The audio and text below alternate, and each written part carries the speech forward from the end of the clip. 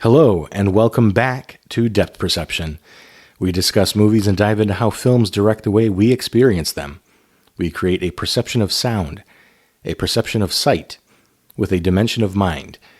We move into a land of both shadow and substance, of themes and ideas. In case this is your first time with us, we are a movie podcast that does not rate or bash movies. Instead, we discuss. We try to tackle broad topics while supporting this discussion with movies.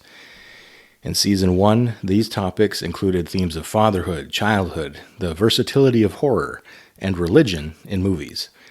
In Season 2, we had class and poverty, justice, vengeance, and forgiveness. We also watch and break down specific movies in relation to these topics. Our goal is to present discussions with our listeners and update all of our viewing lenses, that is, how we watch movies, and what we can take away from our viewing experiences. I try to do this by increasing our set of tools for breaking down movies. Tools like picking up on visual cues, audio and song, metaphors and symbolism, cinematography, mise-en-scène, and using thematic analysis to understand a narrative. If you've ever seen Home Improvement, the TV show from the 90s, think of us almost like Tool Time, but with movies. Of course, we can only see movies through the lenses we have, so our perspectives, our perceptions are our own and may be different from each other, and certainly from our listeners. But that is the beauty of having the discussions we have. It is inviting other thoughts and interpretations into the conversation so we can learn, be empathetic, maybe cement our own values, understand, and grow. So speaking of lenses and perspectives, allow us to reintroduce ourselves. I am Mr. Vosley. I'm a happily married Christian dude with two wonderful kids. I went to Syracuse University for computer art and then got another degree to become a registered nurse. And I think that description tells a lot about me fundamentally.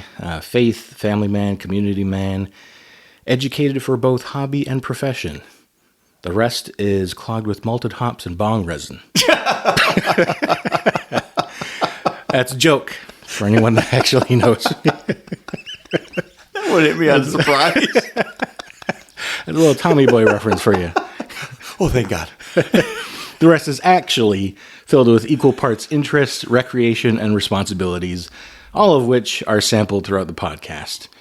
K-Max, why don't you tell me a little bit about yourself? I got to tell you right now, man, I'm going to go to my Instagram profile right now because I was not at all prepared to do that. But let me tell you something right now. I'm excited to be back. And thank you guys, listeners, for coming back for a third season. Yeah, the first season, we were laying the groundwork and figuring this out. When I say we, I mean Vaz. Mr. Vosley I was just kind of along for the ride and learning a lot along the way. That first season was, how does this work? How does that work? How do we pace ourselves? How do we prepare ourselves? How does any of this look? And what messages are we trying to get across?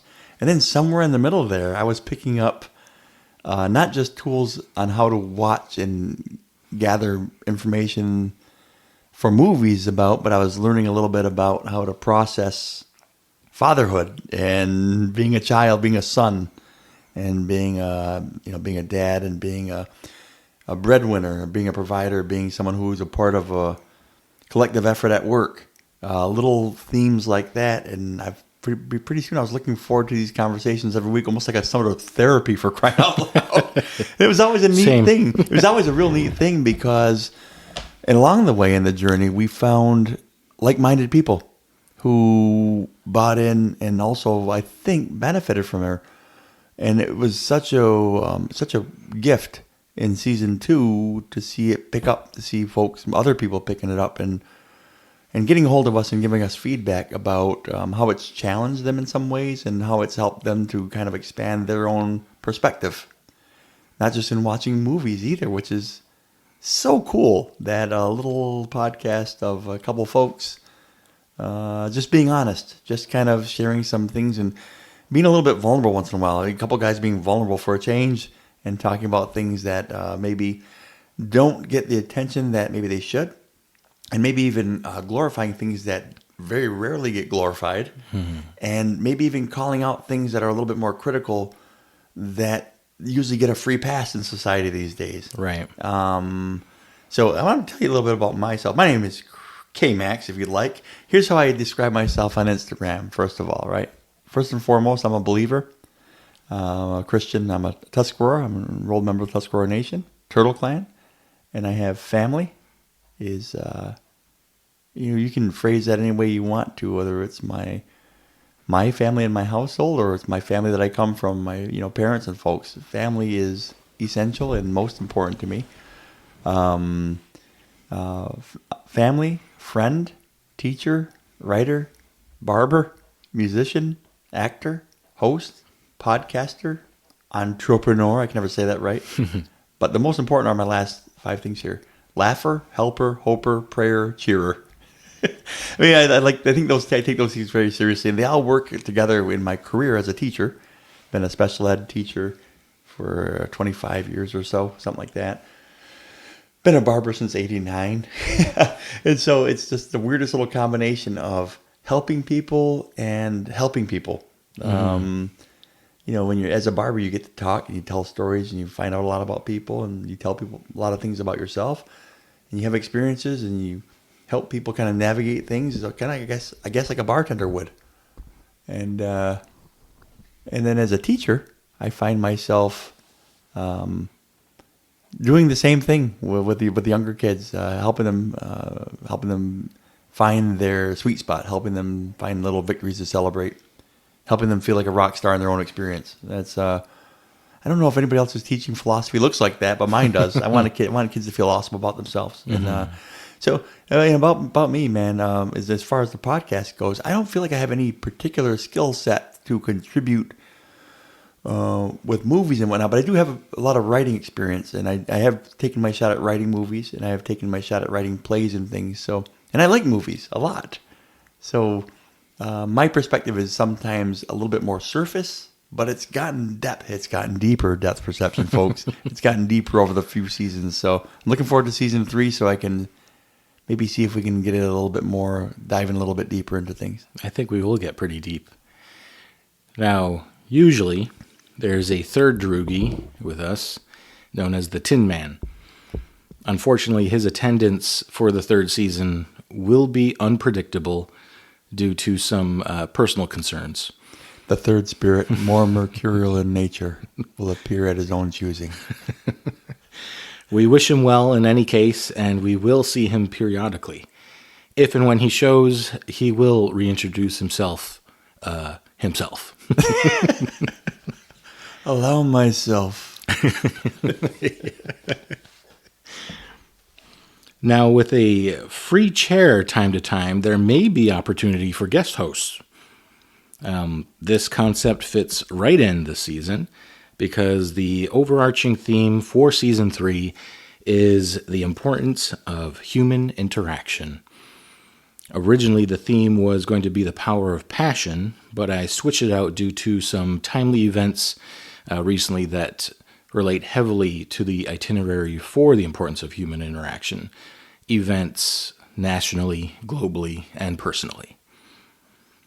Our chapter list for this season includes grief, isolation, belonging, laughter, rom-coms, relationships, friendship, estrangement, war, and listener appreciation / the importance of human interaction.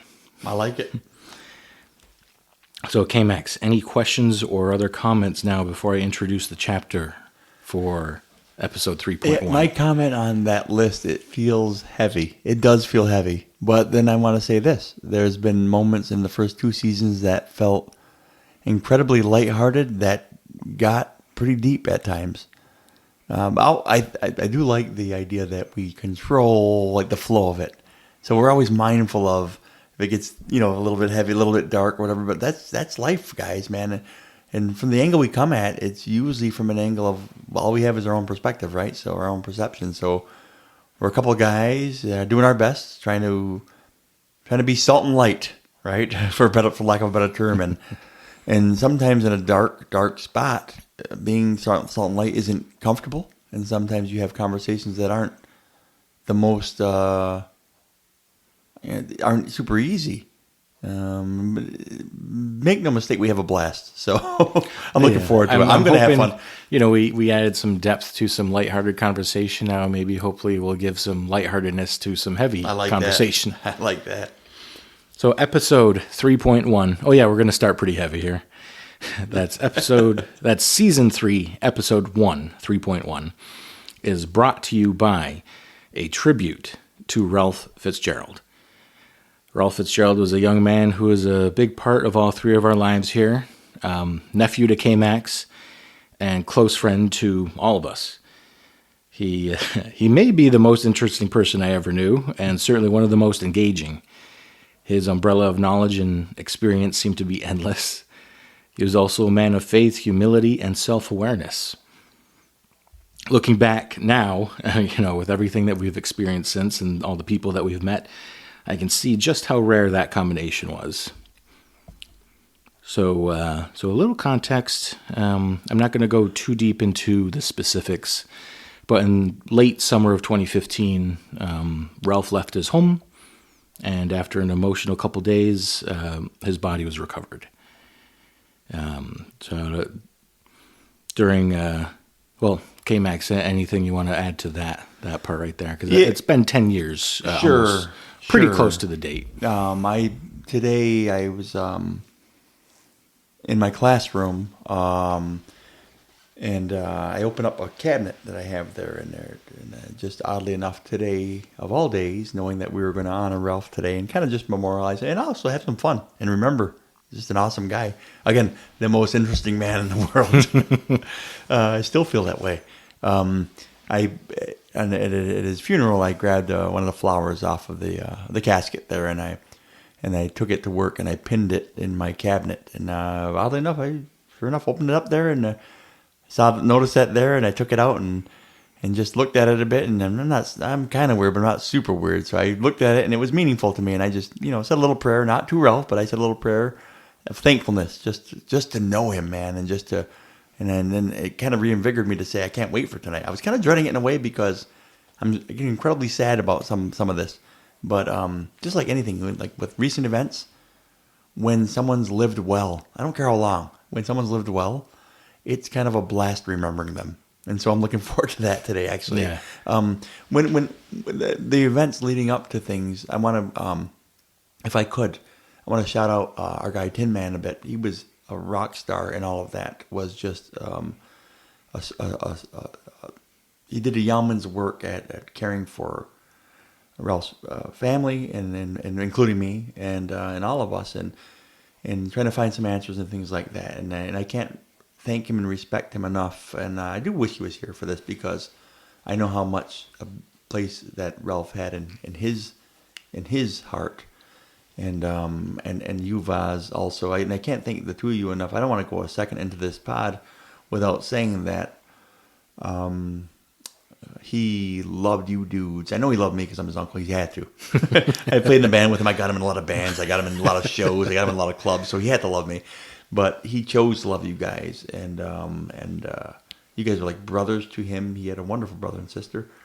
But you guys were like brothers to him. And you guys help him see part of himself that I don't think he was capable of seeing. And so I'll say thanks to you guys for that. And we'll get to a lot of things tonight. But yeah. And continuing on the shout out to Tin Man, since he's not here, we can say nice things about him. Yeah, I know. He wouldn't let us. But I know he had the courage and strength to stand up and say words at the funeral. And I don't know that I would have been able to do anything like that.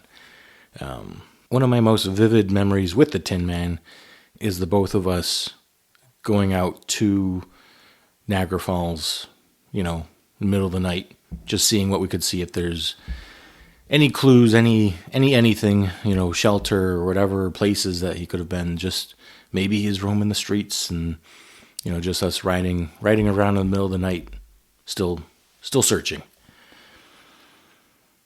So during Ralph's funeral, Tin Man was able to stand up and speak about his friendship with Ralph.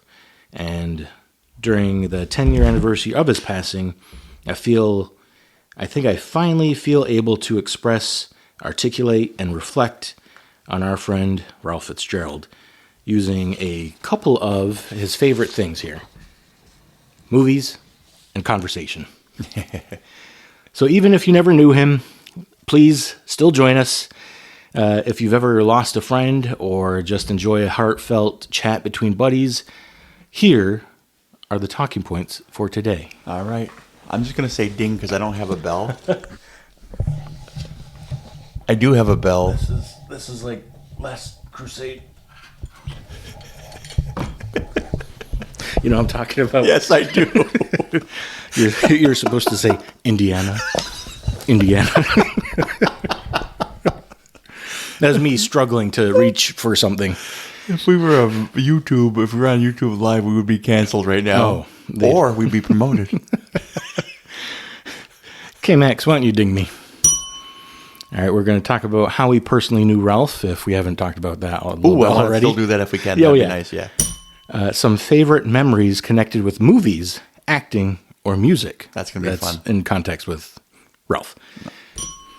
Favorite actors, that was a big thing that he loved talking actors and stuff like that. So we'll talk about ours. Who we would have play ourselves in a movie and who would play Ralph. Again, this is another conversation that we had multiple times. So I figure let's have another one. Man. What lessons we learned from Ralph that we still reference today. Beautiful. All right, so we'll start off with how we personally knew Ralph. Yeah, that's great. If you don't mind, I'll fire away here. Yes, I might. I thought so. It's funny. I see an empty chair at a table, so usually I'm deferred to Tin Man. You go ahead. So he was my nephew. He was my sister Lisa's youngest son, and he was just a bright light. He was someone who burned hot. He was someone who loved deep and smiled big, and he took a bite out of life every day. And if you knew his smile, he could stop traffic. Man, he could. There's the things about him that you admire to this day, and things I don't forget. But he's my nephew first and foremost. He's family and he was blood. And I try to embarrass him and his brother as often as possible. So I'm going to tell this quick story. When they were children, I snuck into their house. This starts off horrible. That sounds bad. When I dressed as Santa Claus, that's even worse. Okay, so it was Christmas Eve, and my sister asked me if I would wear my costume. I had one from work, so I wore my Santa costume. And knowing that the three of them, Courtney, their big sister, they were upstairs, and I knew that there's a little air return they could see downstairs. And I think my sister kept them awake, and they were just like probably 4 and 6, maybe somewhere around there. But they were little bruisers already, especially Eamon. And I was down at the tree, and I'm trying to yuck it up. And these cookies are fantastic. And I'm downstairs, and I hear. Is that him? And I see little shadows above the air return upstairs. And I knew they had 7 stairs, a landing, and 4 stairs to get to me. So I knew I had an escape if they tried to actually, pounce on Santa. Right. So I heard them, and I hear them, shh, quiet. Now, Courtney wasn't involved in all this. It was just the boys, so she must have been asleep. And so I'm putting the gifts there, and I had this bag, and I'm putting the gifts there. Oh, it must have been a very good boy. And and these. I just remember thinking, I'm good. And I had like 3 presents left, right? But that's the night I lost my Santa bag forever because I heard Eamon say, "Let's get him." I hear, "Let's get him," and I hear footsteps running down the stairs. So I couldn't run out the back door because that's where the stairs came up. So I ran out the front door, and then the thing is, I was Why didn't you go up the chimney?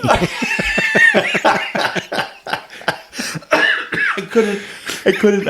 No, I parked over at Husky's house, which was about a good solid 100 yards away, 200 yards away. And here's Santa Claus running, high stepping across the yard, and I forgot my bag of my sack of toys, left them under the tree, running, and I closed the door, running. I hear them, and it worked though because I must have gotten out of the light because the outside light would shine through the front yard. I must have got around the corner fast enough that they thought. I heard them saying, he must have gotten his sleigh and took off. And I'm running down the road. I got there, and I'm just laughing. And I'm telling you, I mean, he might have confessed to you guys, but up into adulthood, those boys believed in Santa Claus.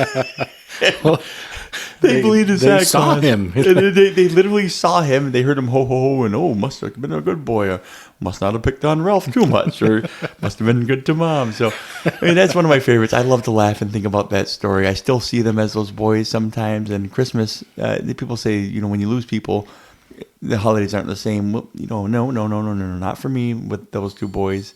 They're enhanced by my memory of that Christmas. Mm. It'll always be with me. He was my bandmate. He played in Tonemo. He's our bass player. Him and I played, I would sing and he'd play the guitar. We played at Christmas benefits. So we do a lot of like Rob Thomas, New York City Christmas song, and we do Harry Connick Jr. covers, and he could play anything. The guy was so immensely talented. He'd pick up an instrument and just play it. Mm-hmm. He'd compose things. He'd write things. He'd transpose music. He would try it. He was my writing partner when I wrote parts of A Moment in December. He would help me with dialogue because I'd say I don't know what kids say nowadays, and he'd always be game for it. He was in some plays that I wrote and directed. He was the star in plays. He was my there's a lot of things. He was my brother in Christ. He was a born again believer, and that gave us a bond that was unbreakable and for all eternity in my belief system and in my opinion. Just saying goodbye to him back then was a see you later, and I hold true to those promises still. It keeps me sane and from coming apart even at moments like now. And then lastly, he was my friend. I think that's where we have common ground is if you knew Ralph and if you were friendly with him, you got to see the best of him. As a nephew, bandmate, writing partner, brother in Christ, you see sides of him that were great and wonderful. You saw the best of him when you were his friend, because he would the adventures, man. The adventures. So yeah, that's how I knew Ralph. Okay. How about you? I knew you guys went to college together. I actually didn't really get to know Ralph until we went to college together at Syracuse. So I remember like our first dinner or whatever. It was like a get together for all the inaugural class of the Haudenosaunee Promise at Syracuse. Wow. So, we sat at the same table, and I started to get to know him from there. And it went from 0 to 100 real quick.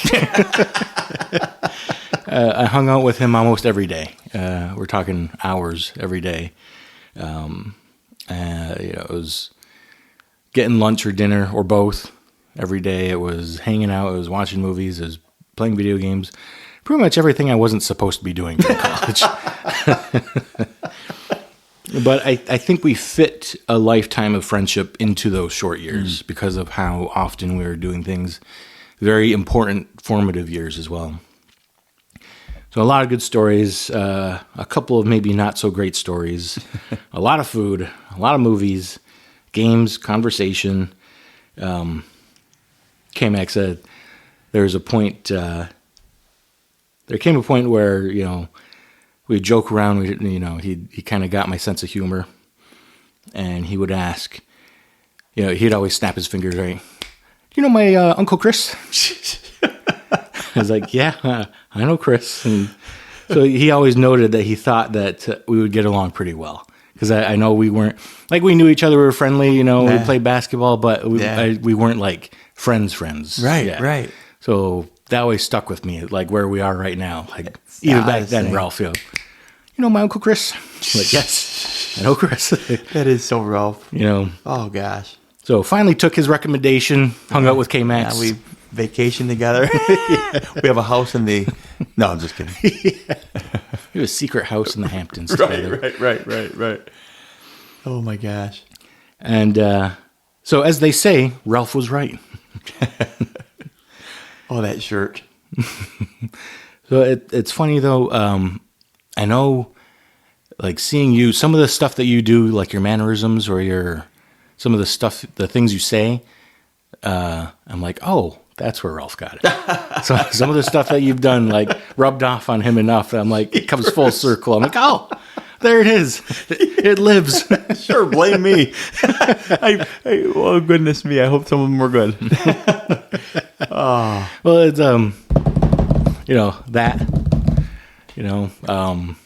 it's kind of the deep sighs and the grin while sighing.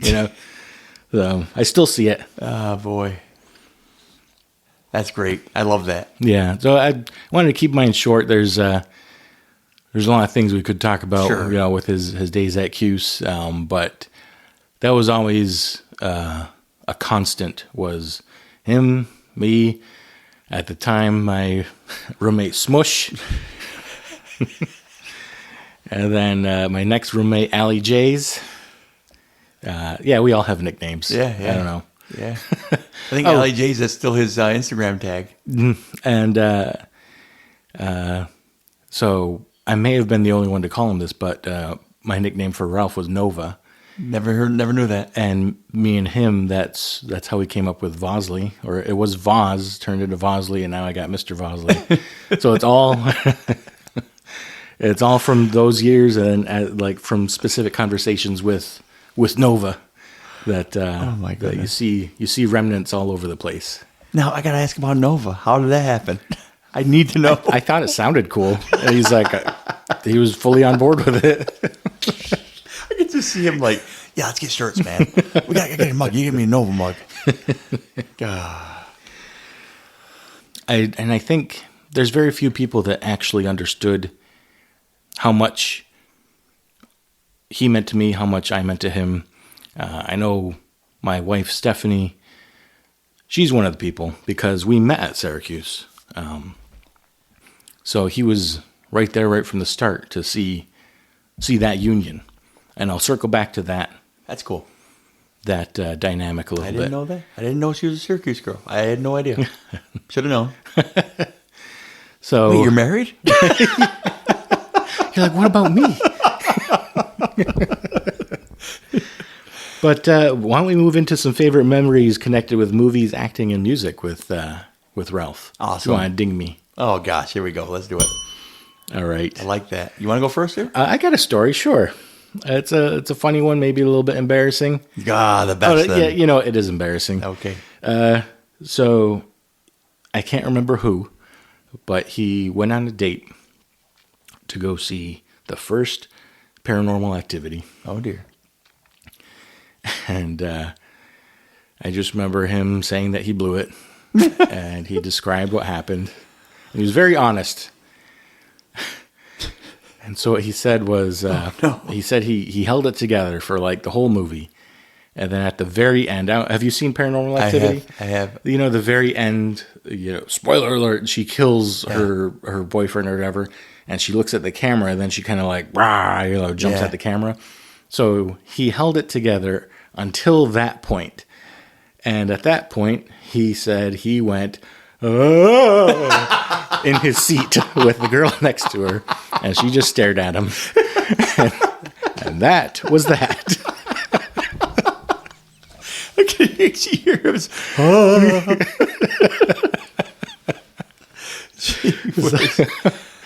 So he was just like, yep, that's another one gone. She's not going to be calling back. She'll be swiping left. Before the days of swiping. Right. Gosh, help me. That's a good one. We'll just spitfire a few of these then. I got one. My favorite to deal with music with Ralph. He was playing in Tonema. Probably like his fourth show. We're playing in Fonda, New York. And on Tom Porter's land, it was a celebration in that land there, native celebration. And we always had a super, super cool lineup at this festival. never super well. It was well attended for like the powwow stuff and the traditional dancing, which is great. But they'd have contemporary acts too. And one of the acts was like a ska band with this sick saxophone player and a bass player and just a pocket drummer, and they were great. And anybody that knows the author Joe Bruchac, just an amazing man. Still a great guy. He was hanging out with me and Daryl Tonema and Ralph. And just Joe was just a great dude. We were having a good time, and it was getting a little late in the day, and we were all a little bit hungry. And if you know Ralph, he's very much like his uncle Chris, and so you better have a few bucks extra if you're going to get something to eat, because you're probably going to be footing the bill.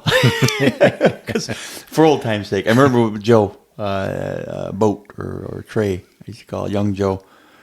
I used to always say, Ralph would say, for old time's sake. Why don't you pick up this taco for me for old time's sake? And I love that. So anyway, Ralph came unarmed for the day, and he was looking for a little bit of money for lunch. I said, of course, yeah, I got you. And then this band, almost as if it was a movie soundtrack, as we're standing there in this grove, this band started playing this sick pocket groove. Boom, pat, boom, boom, pat, boom, boom. Boom. And then the saxophones came. And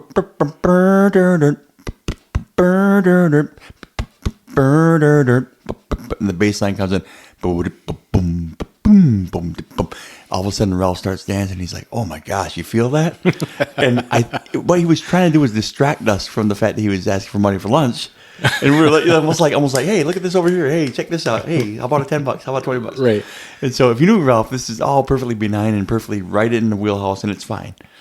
So he's like, this music comes on, and he's like looking at us kind of dancing, and Joe Bruchac goes, that's great. He goes, I'll tell you what, I'd love to see you put that dance in action right here. And Daryl goes, oh, and Daryl's just cracking up. And I said, Ralph, I'll tell you what, $20 if you go out there in the middle of that field right now in front of that stage and you start dancing to this music.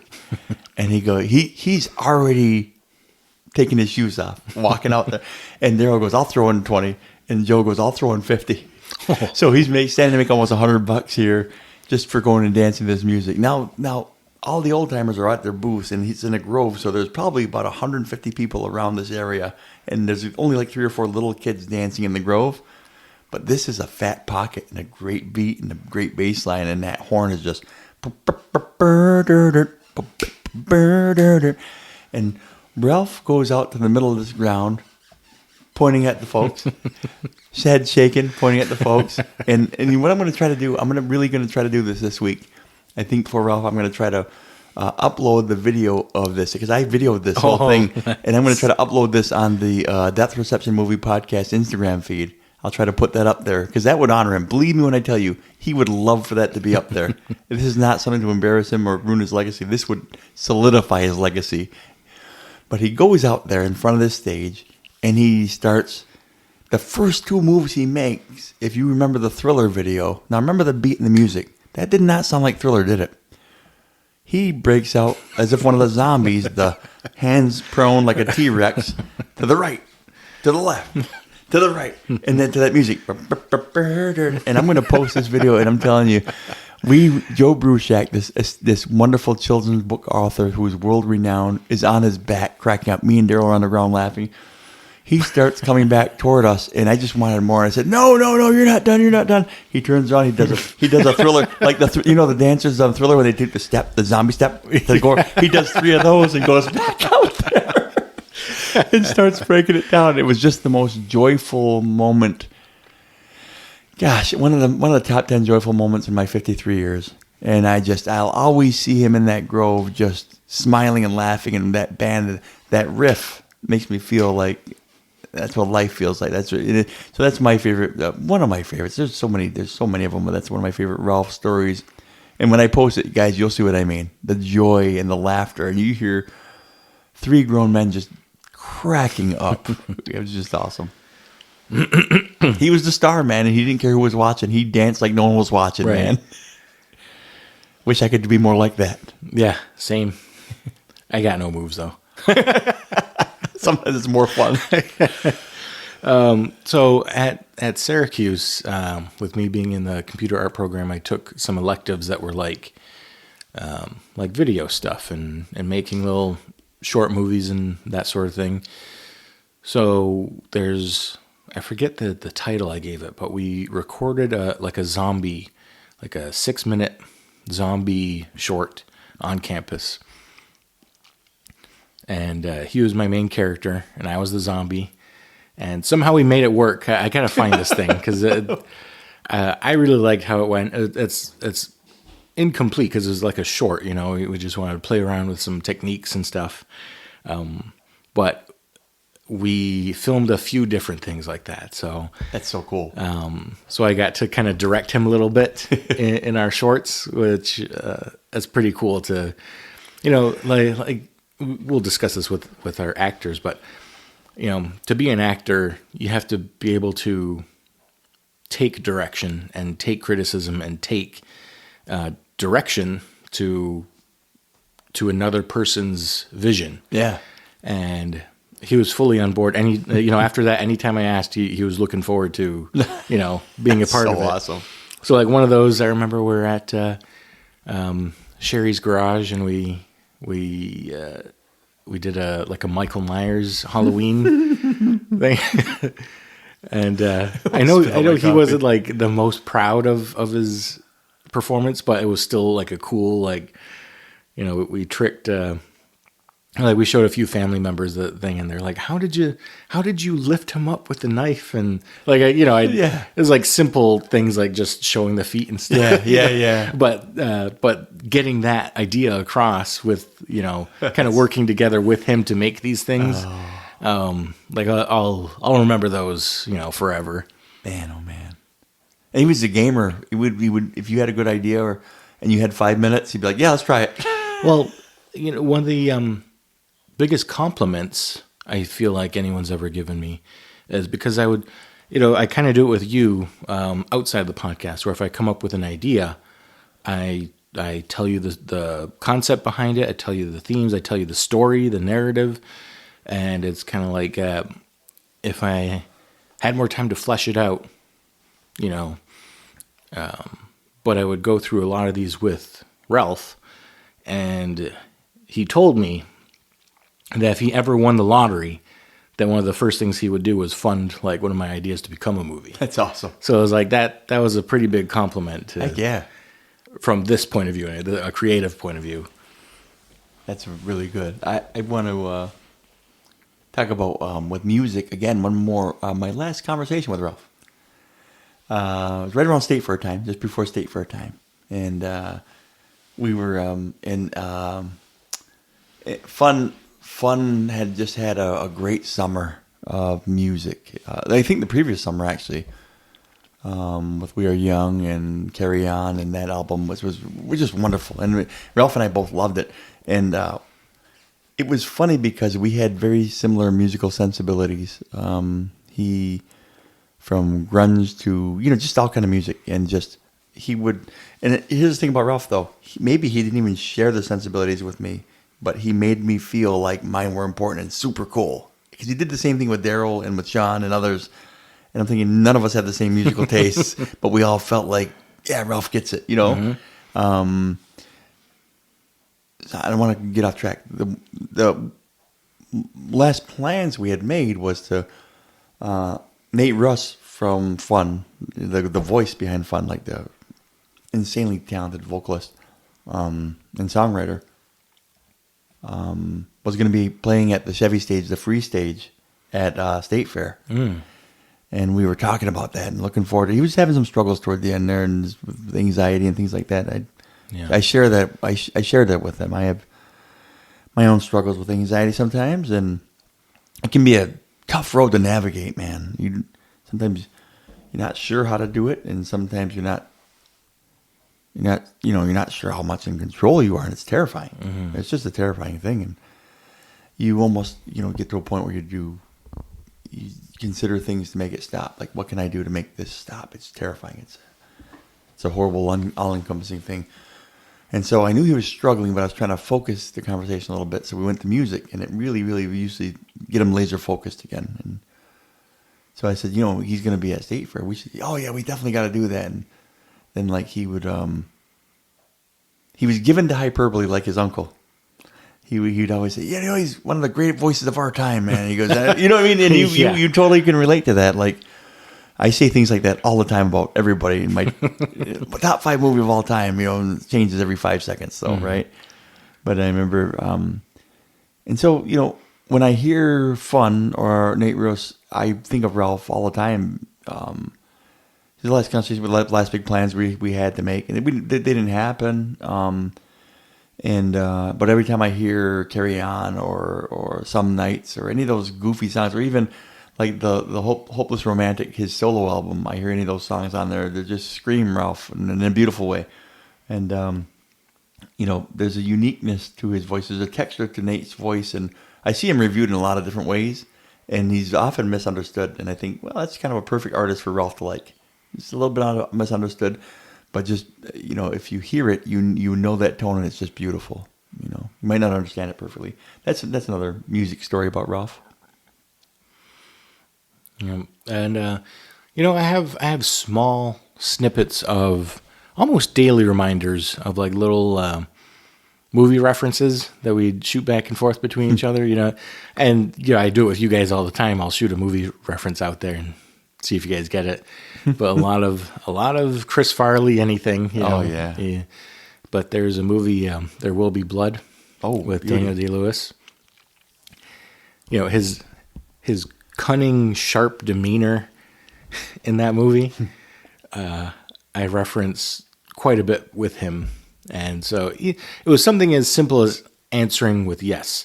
So in the movie, Daniel Day-Lewis, he either asks a question or he gets asked a question, but he follows it up with yes. I think it's right in the beginning. They ask, they're like, "Are you Daniel Plainview?" He's like, "Yes." So just that little answer, and you know, we'd crack up with each other. It was like we were on our own movie wavelength. I love that. So I mean, that's the biggest one I can think of, but there are certainly plenty. Like I said, especially like Tommy Boy, Black Sheep, that sort of thing. Oh, I love that. Where we would just reference it back and forth with each other. That's the beauty of kind of like, I always say we all need a friend like Ralph, because it keeps it light. And then you can have the worst day and then just have that moment of a look at each other, or like even a limit. You know what I mean? And all of a sudden you're cracking up. Vroads. Vroods. I just think of Ralph would get on a tangent with those, and he would just be cracking up. He's like, "Oh gosh, that's we gotta watch that again. You got that movie? Let's go watch it right now. Let's do it right now. No, we don't need to do that. Let's go watch it right now. Yeah. Just the let's dive right in."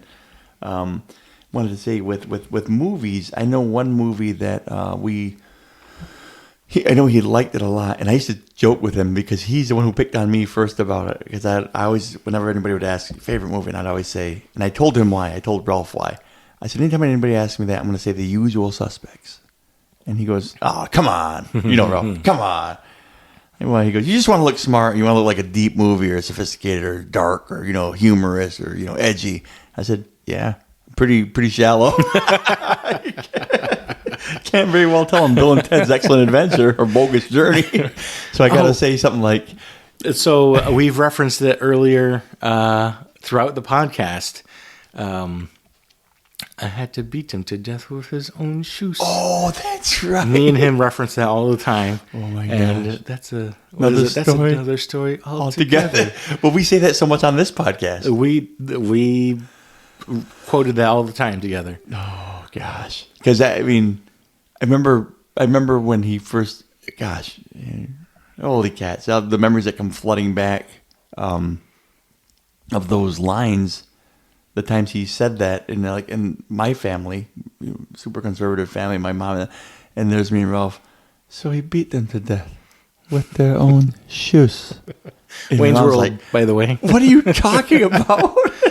And then anything on a tangent, anybody in a tangent, and if you know the Braley household, man, everybody goes on tangents. There's 50 conversations going on at a time, and usually someone will be talking, and my mom or someone will be, I'm not going to pick on mom because everybody's guilty of it, will answer someone a question they started 20 minutes ago on 4 planes away, 4 planes of conversation again, And Ralph would turn and look at me and say, "But that's another story altogether." And I still think that, man. It's like sometimes I'll turn. I'm not kidding you. It's been a decade, and sometimes I'll turn to look and like, no one's gonna get that now. No one. And I guess that's the time when you talk sometimes at services and funerals is like you're there for each other. And there's a lot of support there at that moment, and maybe the days just prior and just after, but. The times that really hurt the most and also feel the most beautiful sometimes are the times when you turn there to see him and to say, I want to share this with you, or when you hit this idea or you get this great movie idea, or when someone even messes up, like you're like, oh, you got to hear what I did here. You want to look to them because it would be celebrated and laughed hard and enjoyed. And, and I say this about when people go on before us, I always say we're less. That's how I say we are incredibly less.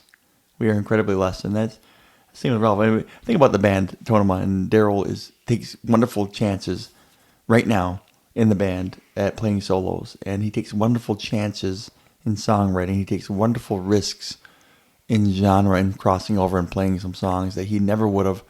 And every single show, he says Ralph's name either on stage or to me saying, after a solo saying, I would have never done that if Ralph didn't tell me, yeah, that's good, man. Less is more, man. Just play that note.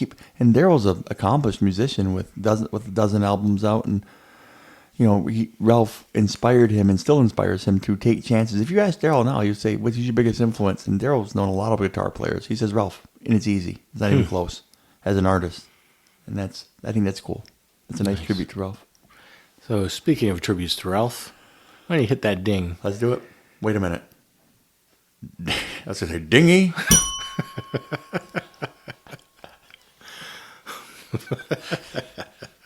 Another Tommy Boy reference. Yeah.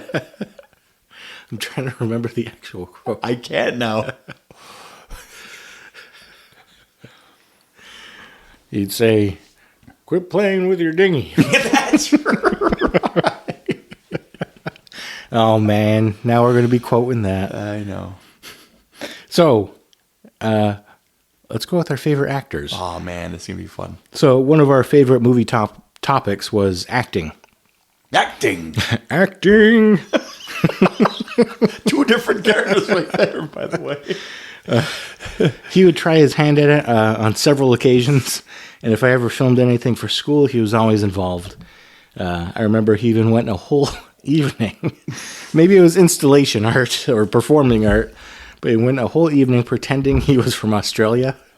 Good gravy. So he went out to the bars and pretended he was an Australian and had his whole backstory and everything. Tried to pick up women with it. Oh. Did it ever work? I don't know. So accent included. That is wonderful. But we had this continuous two-part conversation on multiple occasions because sometimes the answers would change. The first part, which we'll talk about now, is who our favorite actors are. I believe he enjoyed just about everyone. You could find different reasons. Like I know he had actors that he just didn't like, but mostly he liked everybody. And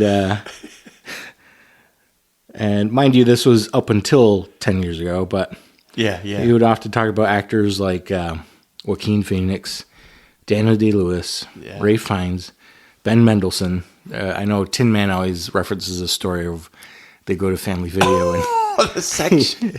he asked the worker at Family Video, well, where's your Ben Mendelsohn section? This was over 10 years ago when Ben Mendelsohn's in 2 movies. Dark Knight Rises, I think, was the only one that we knew of. Where's your Ben Mendelsohn? Before Ready Player One and before the Star Wars and before Rogue One and before all. Yeah. Good gravy. Oh, gosh. And what's funny is I try to think of Ben Mendelsohn, and all I could think of is Leo Spaceman from 30 Rock. They look very similar. Spaceman. Good gravy. So, KMX, I ask you, who are some of your favorite actors? My favorite actors. I'm glad. I tackled this from a couple angles. I'll go with my favorites because Ralph would love this conversation. He would freaking love this conversation. I love Tom Hanks. And everything he's in. I think he's great. No, that's a lie. I don't like him in the Da Vinci Code. I think he was miscast. It's not his fault. Oh, wow. But I think he was grossly miscast. And I know one of our listeners, one of our most faithful listeners, believes that also. It's one of the common things that bonded our friendship years ago. Yeah, Tom Hanks. He's great. And I love, Ralph and I would go on about Forrest Gump. Great, bad, or in between, and it depended on what day of the week it was where he fell. I was always great, but it depended on what mood he was in. Sometimes he'd be right on my side and let's go tell the world. Sometimes he's like, oh, no, come on. You just like it because of that one scene. Come on. I'm like, stop it. Yeah, he'd make this. Yeah, that shaking He it. would sigh and shake his head. And it's funny because I still see Tin Man do that a lot. I don't know who borrowed it from whom. Right.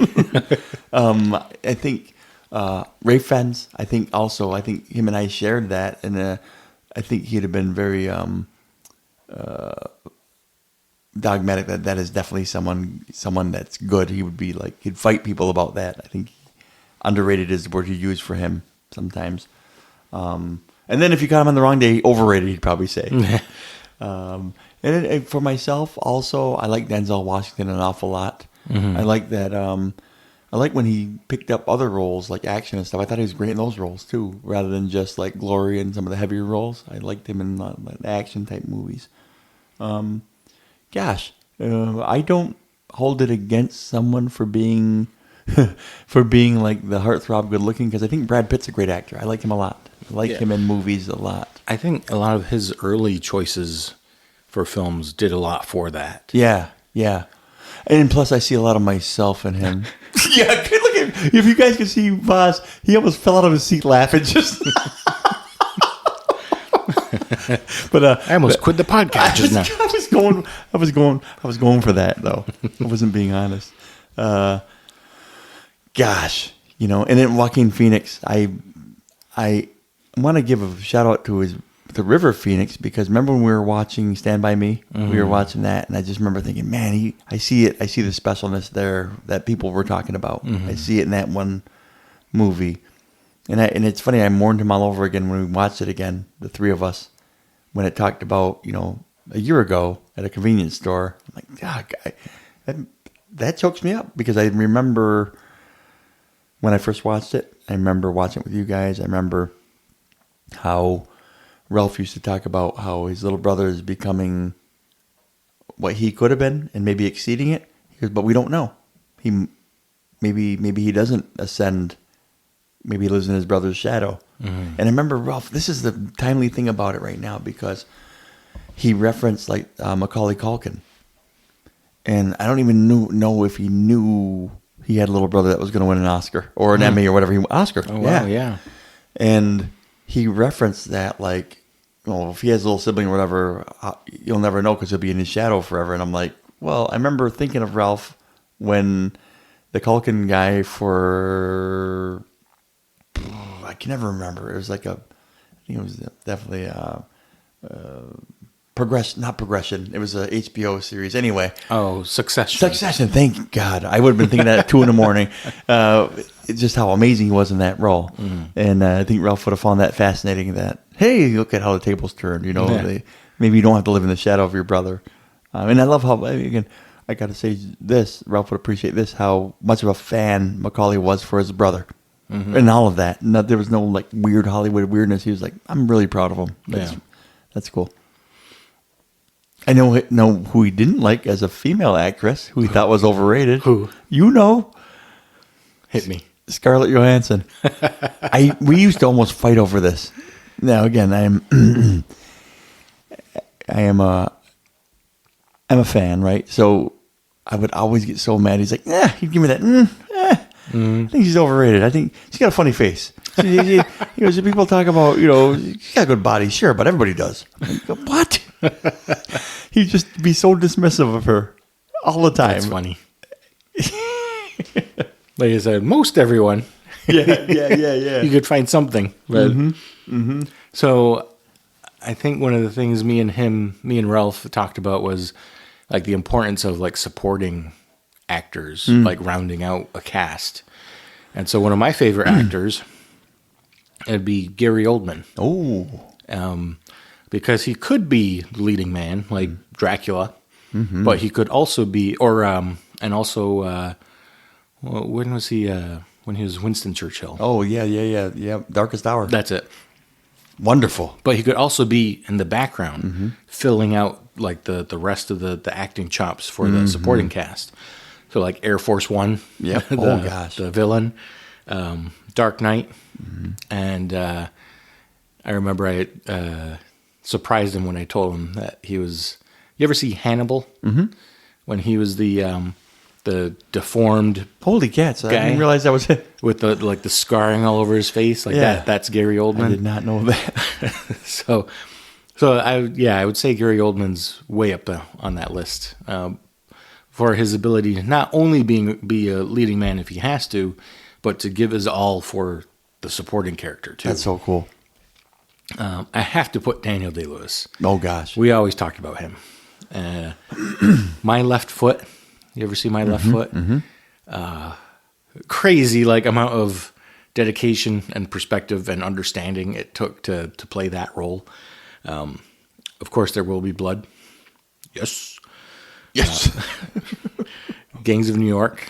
I have abandoned my child. Sorry.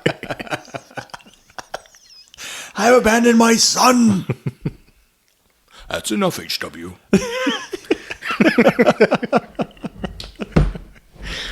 And one of my earliest experiences with taking note of acting was at Syracuse. We had this film class, and it was basically a lesson on Daniel Day-Lewis because we watched A Room with a View, and then we watched My Beautiful Laundrette. Two very different roles that released, I think it was like weeks between each other. But it showcased the range that Daniel Day-Lewis had right away to start his career. It was like, look at this. He could play both of these roles here. And I don't know if you've ever seen My Beautiful Laundrette. No. Radically different than... Have you seen Room with a View with Helena Bonham Carter? I think I have, but it's been a long time, at least 20 years. But yeah, so I don't know if you remember his character. He's kind of like this like prissy, stuck-up aristocrat. Very proper. Yeah. Aristocrat, not aristocrat. I would have always let that go. Always. One and the same to me.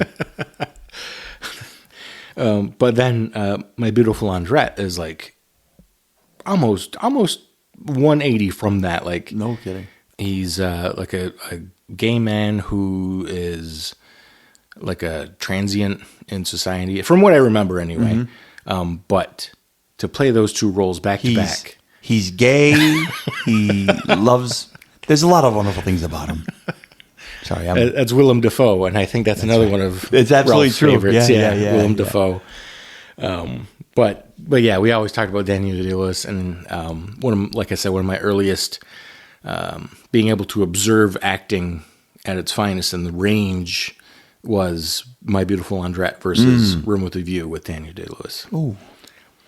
And I may be remembering his roles wrong in those, but that's what I remember. Yeah, That's what I recall. That's my perception. Yeah, I'm going to go back to something because I don't want to miss this part of Ralph.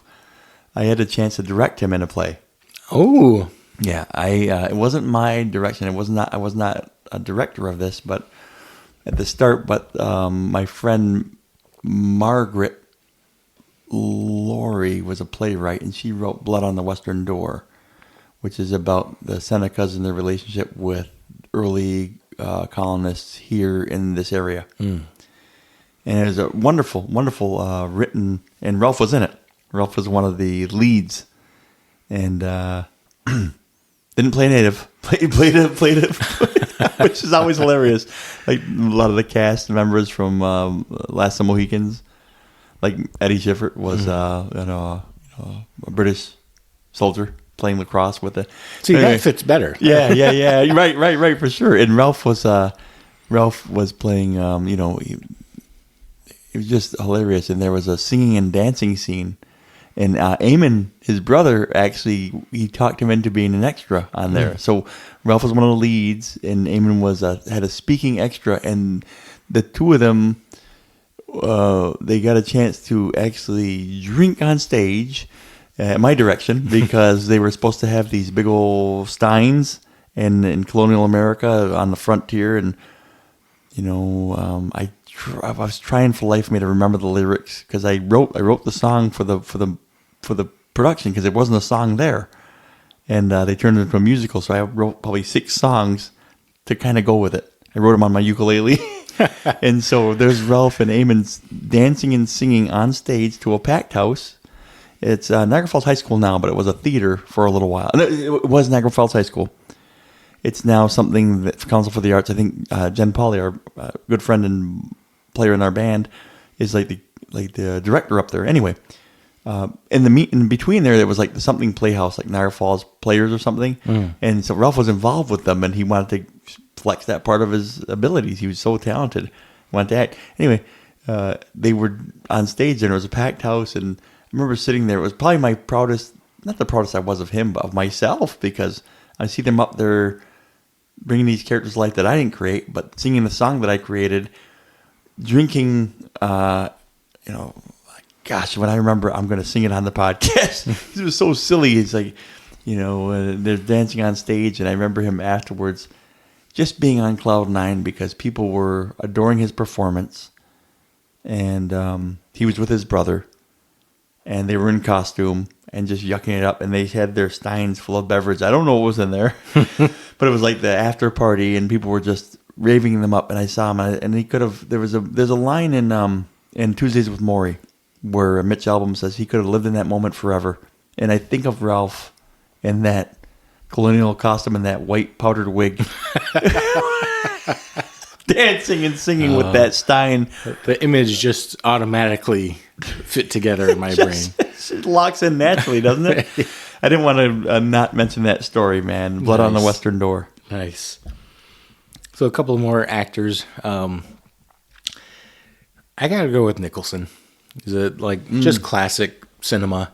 Yeah. And so many things that, I don't know, it seems so effortless on his behalf, too. He just fits whatever character he plays, he fits naturally. So good. So Departed, he just seemed like that guy. Mm-hmm.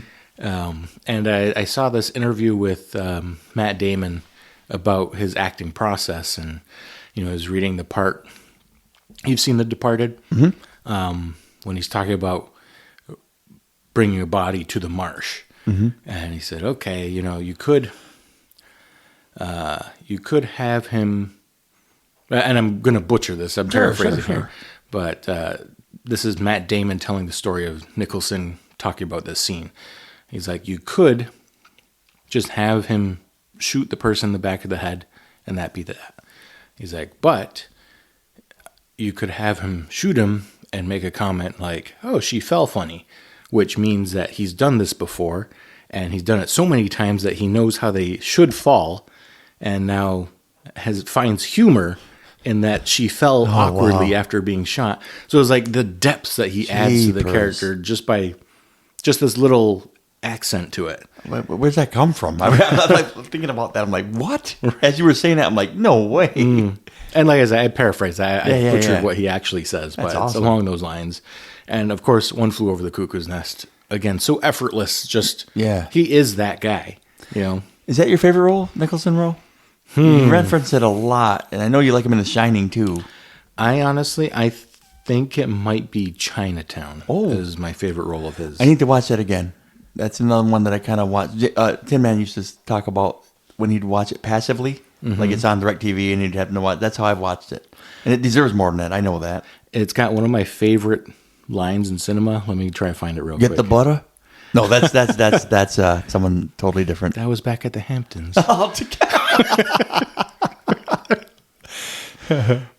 As you're looking for that, I'm going to say mine. Mine was As Good as It Gets. I love him. Yeah. I love him in that role. Love him. So many memorable lines, and it just he just seemed like he was being Jack Nicholson in that role.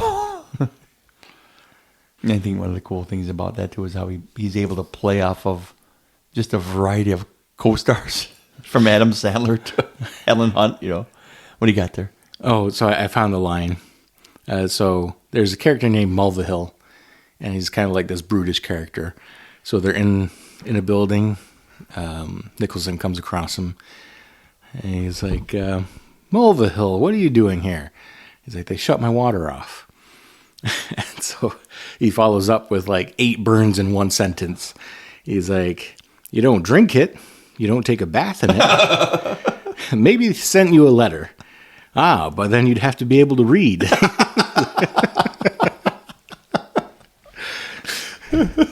So it's one of my favorite lines, because he's like, relax. And he kind of like brushes him off as he like steps in the elevator and goes away. So it's like, just came in, ripped him to shreds, and left. Well, the thing about Jack also, I think Ralph would enjoy us kind of dwelling on him a little bit. You loved him and you hated him, even in like anger management, for crying out loud. You'd be like, oh, this guy's great. And you're like, I hate you. He's like, we know what you do. Tell us who you are. That's up there. And we quote that a lot too. Yeah. Me and him, we would try our best John C. Reilly impressions. He had a pretty good one, but I know we'd always reference anger management with, oh, David Butler.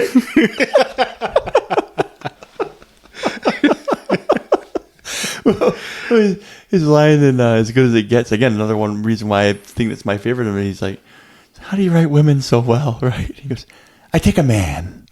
I take away reason and accountability. And he just kind of does this with his hands. Yeah. Like, there it is. She like, and walks away.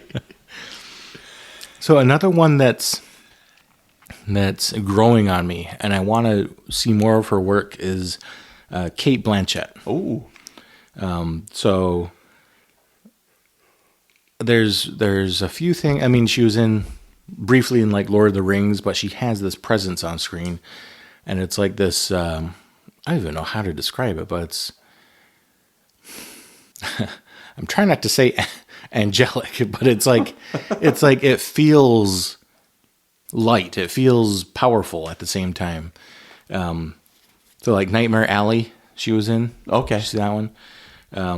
Thor like Ragnarok surprised me. Oh my gosh, yes. Who was she in that? She was Hela. Oh my gosh.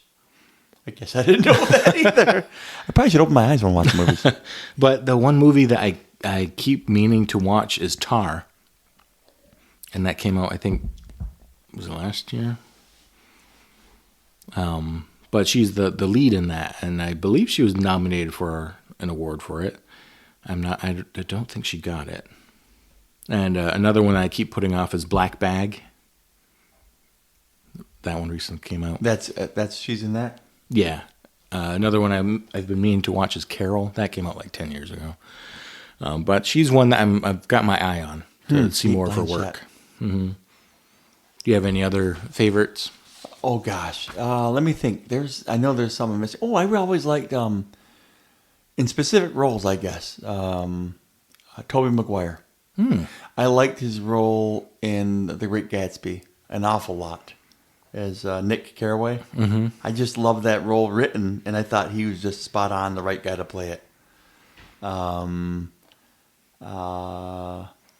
think Paul Rudd played it in an earlier version. I think Paul Rudd played it in another, and I liked his, but it wasn't right. And when the DiCaprio one came out, and I saw Tobey Maguire as it, I'm like, he's perfect. And the fact that he was the narrator of it made that movie it's one of my favorite movies because of that. He's so, I think he's likable as heck. I think he's so believable. He's got a wholesomeness to his character, and then they corrupt him a little bit, and then I like when he looks at Jay at the end, and one of my favorite lines is when he says, "They're a rotten lot, Jay, the whole lot of them." He goes, "You're worth the whole lot of them." And Jay looks at him. Probably the only time he's been validated his whole life, like without the money or without anything like that, just a person saying, "You have value, just who you are." And I remember getting comfort from that because you see him not long after that killed. and thinking he knew that some person cared about him, one person at least. If you know me, there's a theme of that ideal that is really important to me, that every single person knows that. No one can go out thinking that, well, no one cares. No one cares. I always try to be that person if no one else has it. Mm-hmm. I'm like, well, it's not super hard to be that. You don't have to be much. You just have to be present, and you have to articulate unmanly things sometimes by saying, listen, I care, and I'm here. Mm-hmm. So, I think that's a good Ralph episode thing to say too. It's like that's a thematic thing that I think of Ralph when I think of Tobey Maguire. There's a lot of vulnerability and honesty in his face and the way he says things. So speaking of Great Gatsby, I think one actor that's underrated is Joel Edgerton. Oh wow! Yeah, he was the Gaston.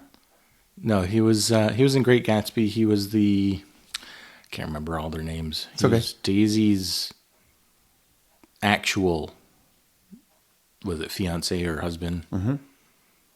He played Polo.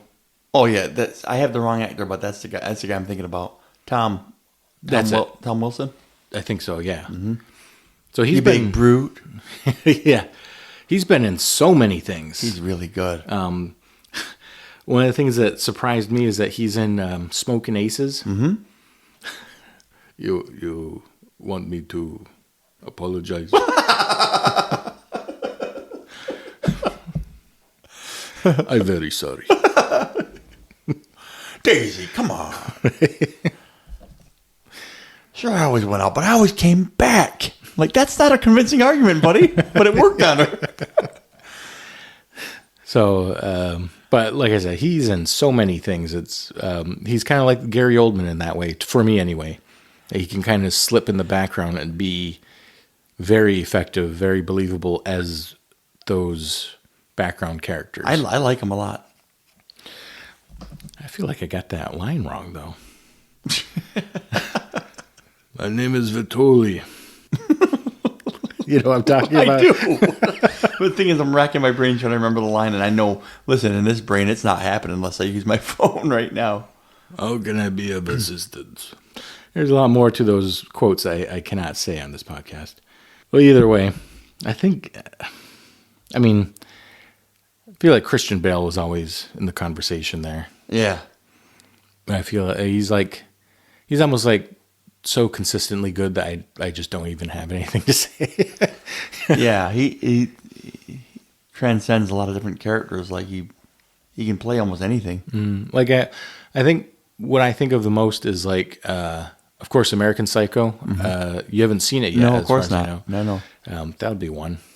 But also Reign of Fire. That was around the same time. So for him to play those two different characters, I always thought was pretty impressive. So almost along the lines of like Daniel Day-Lewis playing two very different characters pretty close together. All right, so who then would play ourselves and Ralph in a movie? I like how we throw ourselves also, because I spent a lot of time reading this over the last week and a half about who would play Ralph, and I got a bunch of people, I think, but I'm like, I had more fun thinking who would play us in a movie. So I mentioned that we had the conversation, those two parts. So first part was favorite actors and their work. Yeah. Second part was who would play us, right? So this answer might change every time we talked about it, but I think it's a topic that I probably think about on a weekly basis to see if I can come up with anyone better, or if there's any new actors that have come out. So before I give mine, K-Max, I ask you this question now. Yes. Who would play you in a movie, and who would play Ralph? I love this. I've always had one, and I don't even care if anybody agrees with it. Vince Vaughn would play me. Not young, handsome Vince Vaughn. Older, balding, a little bit heavier Vince Vaughn. And I'll tell you why. You got to quit writing my notes. That's who I wrote for you. Is it really? I wrote Vince Vaughn for you. I got to tell you, I love that because you know who else swears by that? Young Neil Patterson. Young Neil. Oh, really? Since the time we used to hang out as teenagers.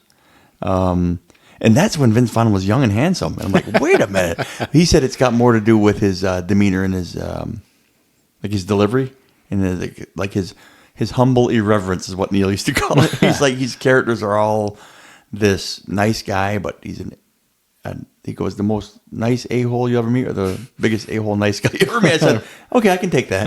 I can handle that. But that is pretty cool. But when I say that in certain circles, people think it's like an ego thing, because I think he's a handsome guy too. But I'm like, I like his everyday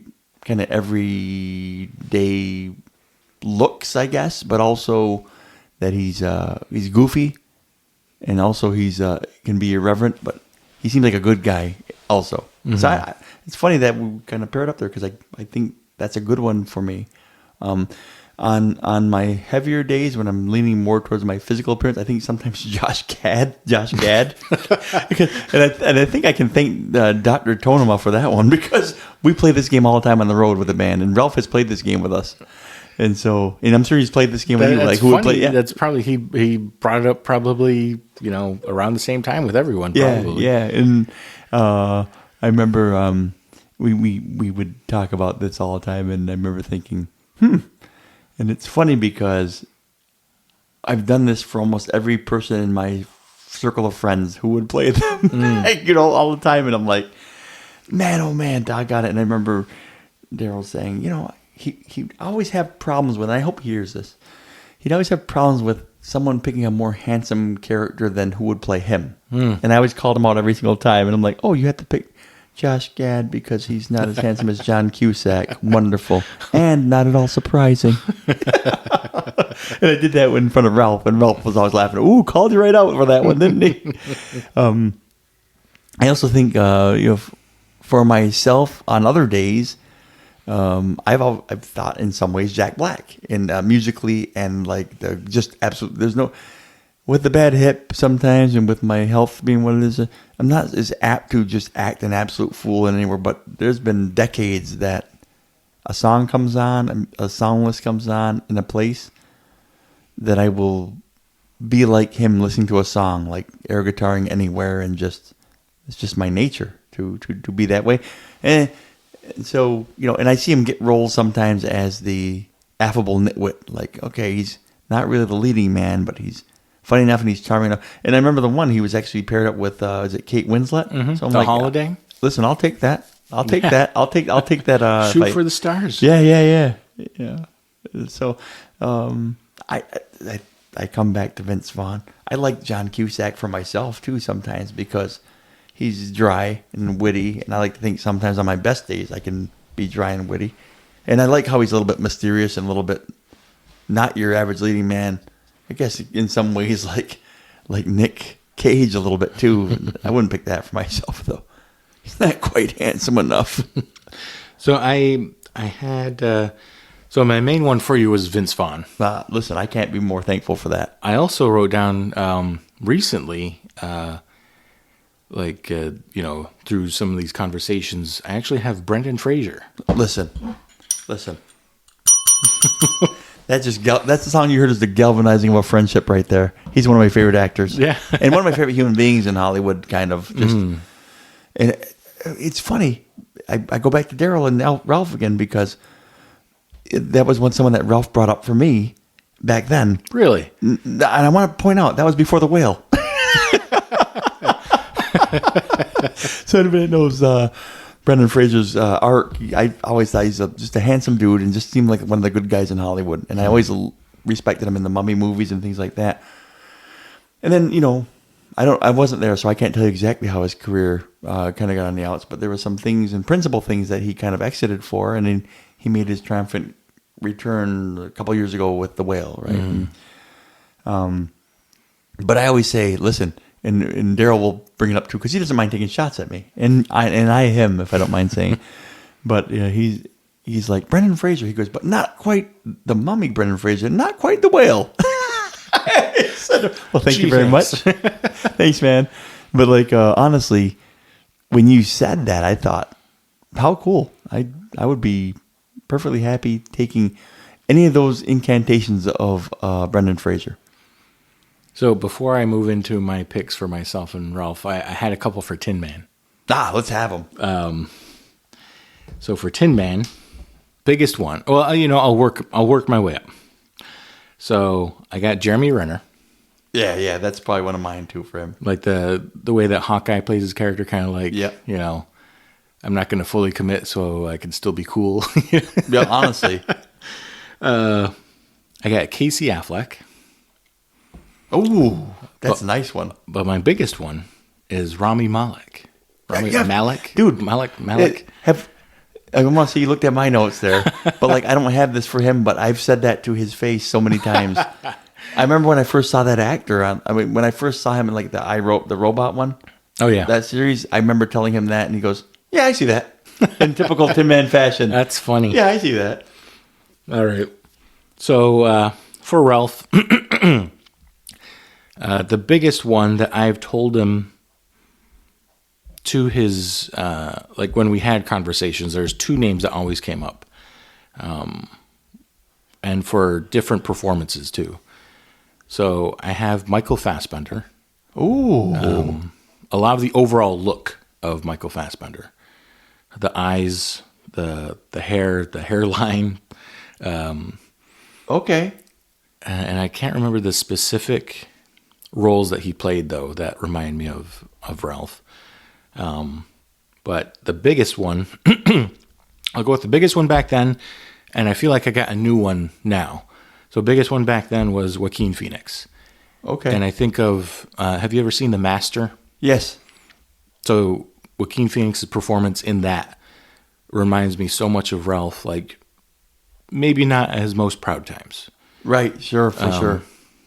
Maybe the times where he's under the influence of a vice or in a dark place or something like that. So the kind of the passive aggressiveness, some of the looks that he gives, some of those aspects of parts of his character, I could see in Joaquin Phoenix in that performance. Not saying that character, right, but that actor being able to reach those depths in the same way that you wouldn't expect Ralph to reach some of those depths. I see. But like Walk the Line, Joaquin Phoenix, just being a master at his, he's like the most skilled at things that you never knew someone could be so skilled at so many different things. Yeah. And so like that's what I kind of saw with that's so cool. Joaquin Phoenix and Walk the Line, and like how that kind of related to Ralph. So that was my biggest one whenever we talked. But now I could see, and I don't know what's going on with him personally or anything like that, but James Franco. Some of the facial movements, he's got that same like that smile sigh move, but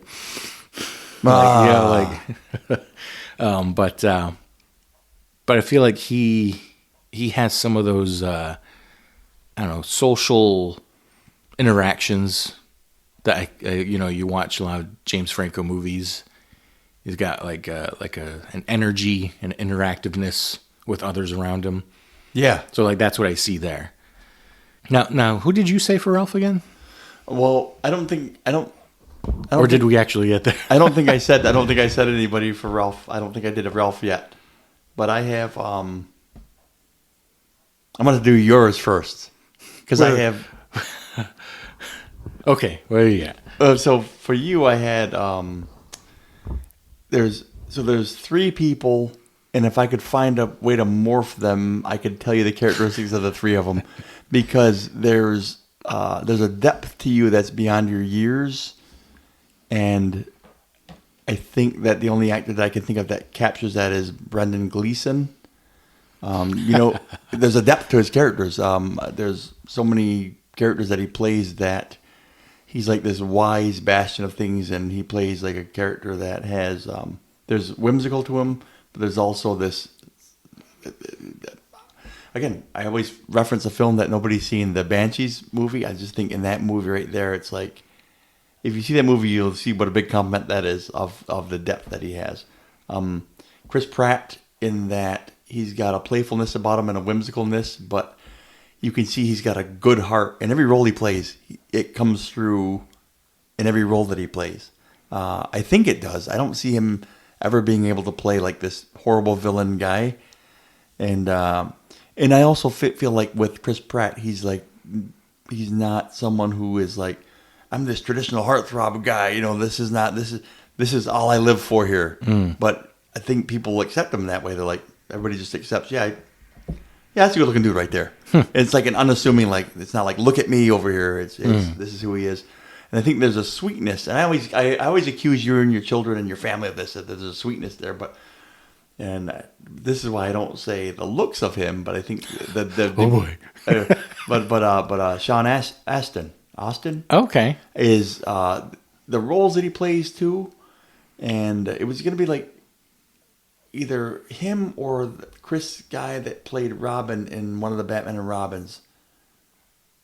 Chris O'Donnell. Yeah, but the way that they play their character, I think I had to morph those three guys together because I can't think of an actor that kind of captures all three of those. So I guess I had to pick a three-headed monster. Okay. So you're saying I'm a three-headed monster? Well, no. Well then, before you give your Ralph, then I'll piggyback on who I have for myself. Okay. I've got Henry Cavill, Jude Law, Chris Pratt, Chris Evans. Hey, we gotta overlap. Chris Pine. Well, you get the idea. You know what's funny, and I'm not even kidding you. Cavill and Pine were on my list. Oh, that's funny. I mean, of also rans. They're way above my tier of whatever. But one that I came up with this one with Ralph, and I don't think I've ever been able to top it. So runner-ups first. I said Tom Hardy. I referenced that to you because of my head shape sometimes. But also for like his silent, reserved, unassuming yet layered aura, I guess. Recent actors, I got Jesse Plemons in here for like the mysterious demeanor and like honest physical build, I guess. Yeah. But my number one, and it's a mix of humor, wit, and drama, and honesty while still being private. It's Jonah Hill. Hey.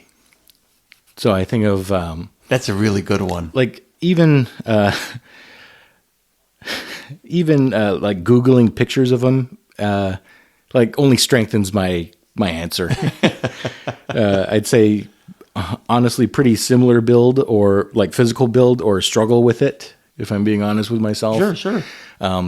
But just the way he presents himself, super bad. Right. It's so great. This is the end. Oh, yeah. I mean, a very twisted version, I'd say, of myself, but like that, I related to, like, some of the subtext of what he was telling his quote friends around him. I was like, oh, yeah, I'm on the same page there. I get you. He's telling his friends there. And like his style choices also, like if you Google pictures of him, he had that one movie on Netflix where he had like blonde kind of long hair with the beard and wore like gym clothes everywhere, and I was like, that was me for a period of my life. I dyed my hair blue for lacrosse playoffs, and it turned out it lasted for a week before it went platinum blonde, and it was about that length, and I grew I tried to grow facial hairs. I'm like, that every picture I search of this guy was part of my life sometime. So I've never been able to beat that one. I like that one. It's funny because when I was bringing that up, when I had him on the list, it's funny, all the names that you mentioned, even the ones in jest, there was 3 of them on the list. Jonah Hill was on there, but I was trying to prevent I call it the Daryl factor.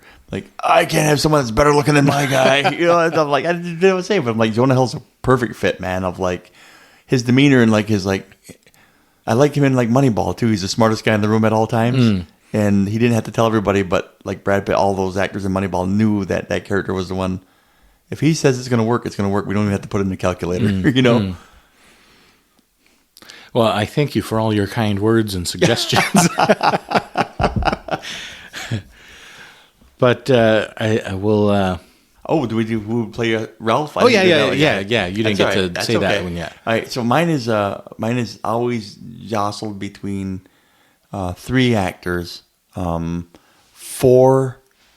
predominantly, but 4 generally, right? So I thought young Ralph was young DiCaprio, very good looking kid, and always had that, for lack of a better term, Christian Slater ram horn hair that came down both sides of his forehead. He worked on that. He'd always have me style it and make sure he had enough product in there so that when it hung down, it would hang down DiCaprio and Christian Slater style.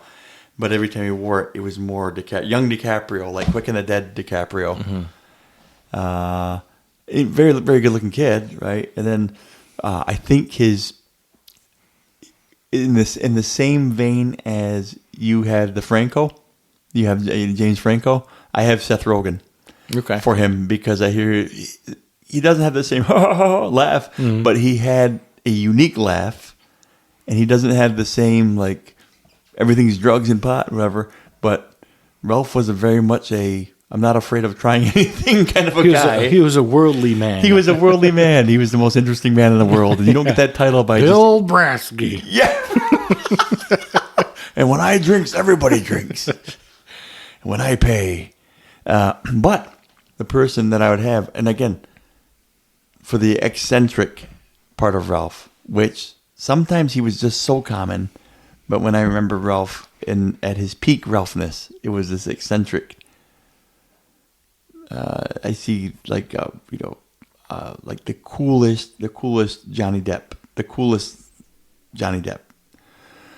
There's pictures of Ralph that are very rare because he just didn't like all the pictures and stuff like that. He didn't get pictures and things, but the ones I see from Tin Man and from yourself and different people like Young Joe pictures, they were all like he was almost like trying to keep the camera away, and always like. And every time I see those, I'm like, well, good-looking, mysterious kid, and I think that's sometimes what was consuming him is that mystery, and almost like maybe even trying to present as a mystery instead of just being. And like, you are way more than enough, dude.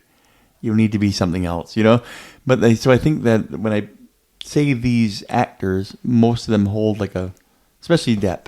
I think he plays him more with the dark emotional depth that you really don't understand. No one really understands Johnny Depp, I don't think. That's why we love him, and that's kind of like how I equate Ralph. That's why I want him to play. I would like him to play him. And I'm picking all these people at different times in their life, obviously. You know what I mean? Yeah, I think that those are my main 3, with apologies to Woody Harrelson. Because he can play anybody. All right. I guess we'll ding it up. All right, let's do it. I think, is this our last topic here? I think so. Okay. So, K-Max, I apologize. I'm going to go on a little bit of a rant here. Yeah, but please do. I'll let you go after that.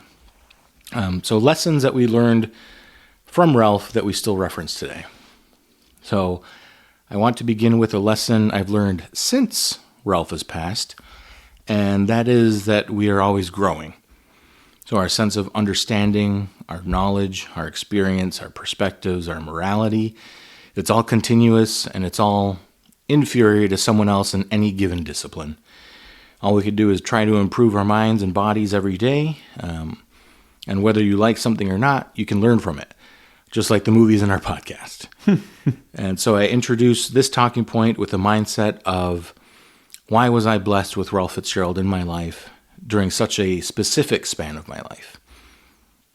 So there's a couple of topics I'm going to go through and kind of give like a short little bit about him. So humility was one. So I can't think of an earlier example in my life of being around someone that was as humble and self-aware of his abilities as Ralph. He was gifted in so many things. Seeking knowledge, I think, was a big one, a very unassuming one, where he was always trying to learn. So, if he talked to someone new, he was learning something about them and trying to connect with them. But playing guitar, obviously, or any instrument really, learning sign language and in Arabic. He also viewed those things as gifts and appreciated the heck out of them. So he would use them as often as he could. He would On campus, he would go up to people if he suspected they could speak sign language or Arabic. He would start conversation with them. That's so cool. And there's a few times where they just kind of like shook their head and kept walking. Or he would talk about something culturally, and the people he's trying to connect with were like, I don't know, what are you talking about? But as for the things he wasn't so good at, he wasn't afraid to admit it. So, he wasn't shy about admitting, saying he had a learning disability, couldn't play certain sports, and unfortunately, certain vices that he had. He was open with all of it, and it opened the door for myself to be more myself. There was no need to be macho man, no need to be the best at everything. I was around this guy hours every day who was open about what he could and could not do. And, it taught me that, well, why do I have to pretend like I can do everything? But the things that we are good at are gifts to be appreciated and be thankful for. So it kind of helped with that as well. So relating to that, I have open communication as another topic. And this may share, like I said, it shares the border with humility. But his ability to converse and communicate was something I don't think I realized at the time, just how important and rare it was for someone to do. If he didn't understand something, he would ask for clarification, to repeat it, or if it was something that was above his head, he would admit it and not pretend to know everything. And if something upset him, he could communicate it in a way that wasn't hostile. And here's something I think we all can learn. Yes, he was an active Christian, but that did not stop him from befriending anyone, regardless of their faith or lack thereof. He would not only speak with, but research and try to understand other faiths, Islam in particular, and kind of relate it even back to Christianity. And many times he would do it in their own language. He would ask for more information and more experience from people where, I'm third wheeling it next to him. I have no clue what these people are talking about. I'm just there for 15, 20 minutes while he's getting to know these people. But friendship, obviously another topic. During our time at CUSE, life was fun. It was easy, although it probably should have been harder if I were being a better student, if we were both being better students. But hanging out was as easy as walking to each other's place or riding like a bus to each other's dorm rooms and apartments. Sleepovers were just as easy. We ate meals together almost daily, and we had it down to a single word in a single text. Jeet. Jeet, as in, did you eat? Jeet. Gee whiz. And apparently it comes from Akwesasne, but it became our thing. And like I said, that's where I got the Voz and Vosley nickname. We named him Nova. And when my time at CUSE ended, things got harder, though. What used to be daily visits became weekly and dependent on one of us having a vehicle. Responsibilities of being an adult started to kick in. Our conversations changed, harder to find recent shared experiences, dynamics of adult life dictating how we could interact. It made me reflect on how things evolve and to not take friendship for granted. One of my lasting memories of him was during a conversation we had that summer of 2015. I'm not going to disclose his exact words here, but it was a simple sentence, 6 words. It let me know I was indeed a good friend, that I mean something to someone, and that he could depend on me for all sorts of things. I think of those words to this day when I'm feeling down, when I question myself, when current family or friends make decisions I don't understand. Those 6 words remind me my friendship is worth having and keeps me striving to upkeep that effort. So, unfortunately, vices is something that I learned from him. And Ralph, unfortunately, had a few temptations in his life. I won't get into too many specifics, But seeing such a close friend fall victim to a few lapses in judgment sharpens one's own caution when it comes to vices. He would voice those concerns, and I felt as though he knew he could depend on me to keep him out of trouble whenever we were together. He would turn down nights out at parties on campus or off campus. Not all of them, mind you. He ended up at his fair share of parties. But I could always tell when he knew he needed to dial it back. He knew he could depend on me to, hey, what are you doing? Let's watch a movie. I could sense that he was trying to find an escape rope from being led too far into those nights. And it gave me an up-close perspective on those that cannot control themselves when it comes to substance use. It gave me the ability to see them with empathy and openness rather than judgment. And the last part for this section that I'll give is the timing of Ralph's death has never been lost on me. When we first became really good friends, it was at Syracuse during our college days. I also met my future wife during this time. And fast forward to 2015. So we started at Cuse fall of 06. So fast forward to 2015. And I met my wife in 07. In 2015, I was living in Lewiston with that same young lady.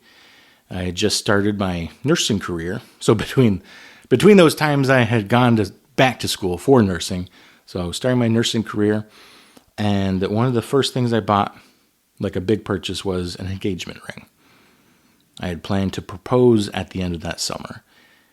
And then Ralph went missing. And I think we all knew the terrible news that was coming. Even I knew. But between the time Ralph went missing and when his body was recovered, I proposed to my future wife. I did it during this time because I knew this was going to be the last time it felt like he was still possibly there, that he could still be a part of it somehow. So the last stretch of time before everything would change, and everything did change, but it felt like a sprout emerging from the ground after a devastating fire, like the new beginning to a fruitful, meaningful life. There's a memory I have of a brief conversation my wife and I had with his Aunt Jamie during that time. I believe it was at your mom's place. That conversation affirms why I feel this way. With tears in her eyes, she told us that her and Ralph had conversations about how he admired our relationship, that we did things the right way, that my wife was an amazing person, and she said one of the observations, and my wife reminded me of this when I was talking to her about this podcast episode. His observation was that, he said, Jamie, she just lets him be him. And you don't realize what a compliment that is until you're reminded of it in other folks. But seeing how much he looked up to not only myself, but that relationship I had with my future wife, it was, the way I view it in the most positive way possible, it's, I view Ralph's passing as the blessing to my adulthood, my marriage, and my parenthood. When he passed, the lessons I learned during our times together somehow became clear and seared into my memories, and even now, I am reminded how my personality reflects our time together. So in a nutshell, those are my lessons that I've kept with me from when Ralph was alive. That's awesome. Yeah, I always remember as I'm sitting here, we're fighting for a Kleenex box, and I'm using my hands as a snot rag, Mom. I remember watching a late night show and having Andrew Garfield on there after his mom's battle that she lost. And, he broke down crying. And, the crowds, as they will, because they're not without compassion.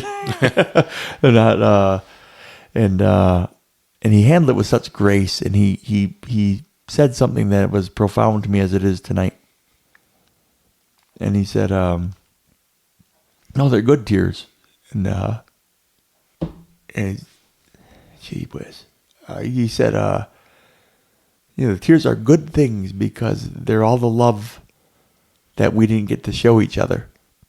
And every time we cry and remember, folks, it's just that love coming out that we have for those people that we miss. And he said, so every time I talk about my mother, I want to cry because I want to make sure people see how much I loved her. And that's definitely tonight is, first time I've cried for Ralph in a bit. I'm usually super manly. And I think at the same time, there's nothing more manly than crying over a guy that you miss a lot. So, Andrew Garfield, thanks for articulating something that I would have really struggled to put into words. That those tears are good tears because it's all the love that we got cut short of sharing, and we get to express them. In honoring Ralph, I want to try to keep it together, which is obviously impossible. Matthew McConaughey, they had an interview on him about his career path and things that moved him a bit. And he said he spent his whole life learning lessons from his father, but they were just like lessons. They were not for the game. When his father passed, it became game time. The whistle blew. And it was time to put those things into practice. And I thought that was a real honest and really cool picture of the way he said that. And it reminded me of what you said just now about Ralph. It was like, okay. And being a person of faith, I don't believe there's any mistakes. Everybody has we have an expiration date. It's appointed unto man once to die. And some people you feel like they deserve, maybe not deserve, but you would really love more time. And people we love, it's our love factor, right? We want more time with people, and boy, I don't want to be a person to say, well, he got just enough time. He got just as much as he deserved. I'm glad he didn't get another day. And but like I think of when kind of balling over here while you're talking, because it was so nice to know how loved he was and how the imprint that he left on people, because you don't know that as a family member. We don't know that about our family members. I knew there's a circle of you guys that hung with him, and I was always thankful for you guys because Ralph was a different breed of cat, man. The gray cat is a rare beast, and you guys found a way to reach him and make him feel loved. He knew how loved and how important he was to that friend group, and those are rare things to have. And he was blessed. He was blessed to have you guys. His mom and dad still know that. I can't mention any of your guys' names without them. Oh, great. Oh, we're so thankful. Oh, we're great. He, on Ralph's darkest days, they were there and making him laugh, and they would play guitar. And, Tin Man came over. Well, they didn't say Tin Man. They call you guys by your names.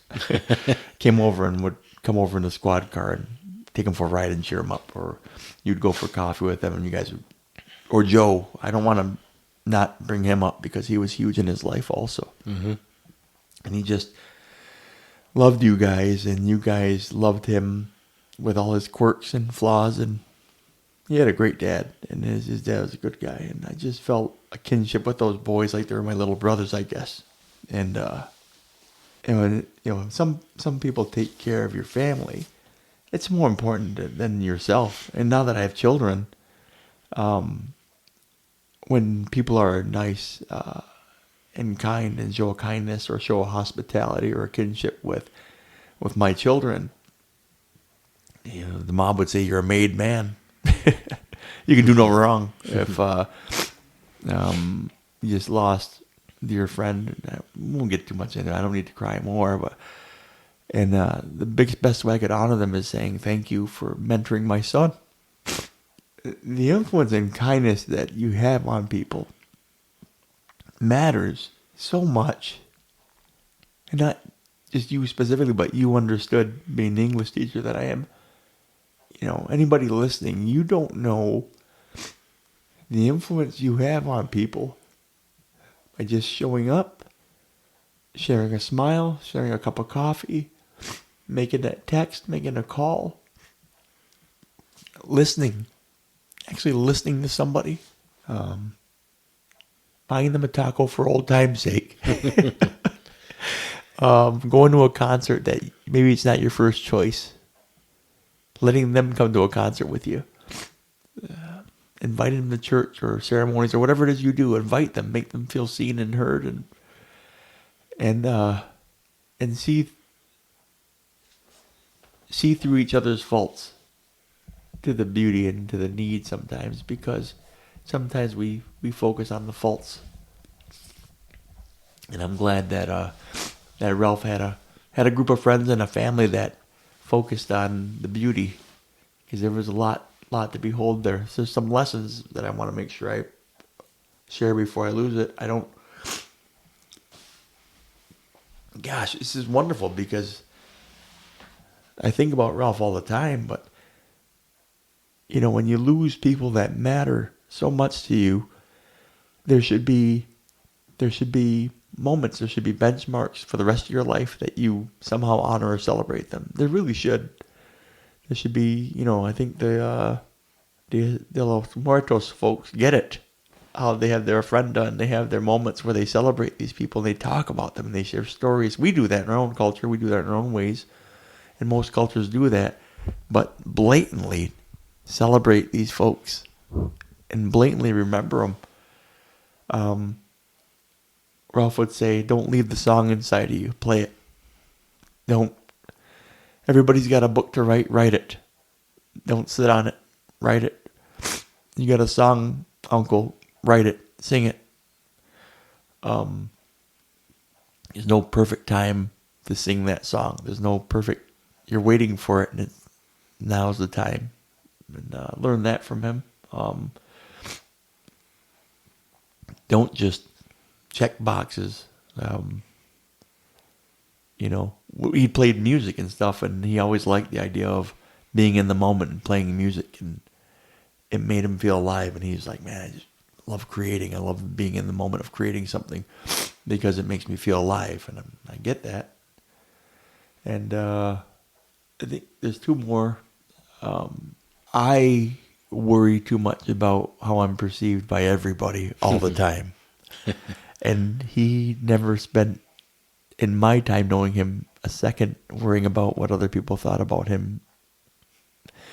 Now, there were probably times that consumed him, that there were times that he worried so much about what people thought. And I know that as a Christian young man, he did worry about how he was perceived and how his slips and stumbles would be perceived and how his mom would be viewed and how, you know what I mean? Like, he was worried about how it reflected on his family. And we loved him through it, because that's what you do, man. It's like, yeah, we all stumble. We all fall, but we all carry each other and pick each other up.